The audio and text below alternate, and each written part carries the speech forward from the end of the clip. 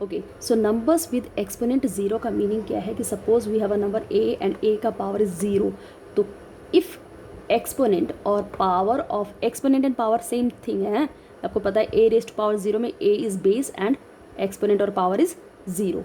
Okay, so तो a rest power zero कोई any whatever the number is there, कुछ भी है आपका base, if power is 0, its exponent is 0, then its value is always 1. For example a है आपका variable, इसका power 0 है तो इसका वैल्यू 1 होगा। 125 is a number, so 125 rest power 0 है, इसका पावर 125 पावर 0 है तो इसका वैल्यू 1 होगा। 5 टू द पावर 0 है, then its value is also 1।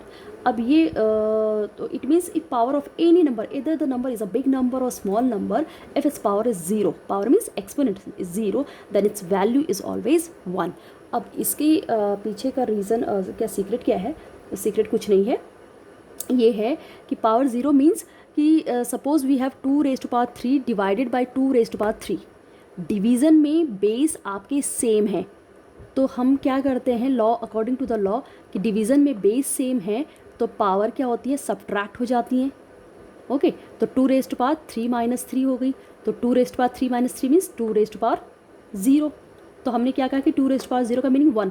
तो ये 1 क्यों आया यहाँ पर? एक्चुअली ये है कि 2 raise to power 3 divided by 2 raise to power 3, इसको अगर आप एक्सपेंड करेंगे, यहाँ पे हमने ये लॉ नहीं अप्लाई करा, एक्सपेंड करेंगे इसको डायरेक्ट, तो 2 रेज़ टू पावर 3 मीन्स कि 2 is multiplied by itself 3 times, divided by 2 raise to power 3 again, तो 2 इंटू 2 इंटू 2। ठीक है, तो ये आपके जो और 2 है, 2 1 2, 2 1 2, 2 1 2, 1 1 1, क्या आएगा आंसर? 1। तो ये है एक्चुअल में इसके पीछे का जो सीक्रेट है, सीक्रेट बिहाइंड दिस, सीक्रेट नहीं है एक्चुअल में, ये होता है कि if power of any number, तो यहाँ पर क्या हो गया, ये वैल्यू 1 हो गया, तो if power of any number is 0, that means इस वैल्यू इज़ 1।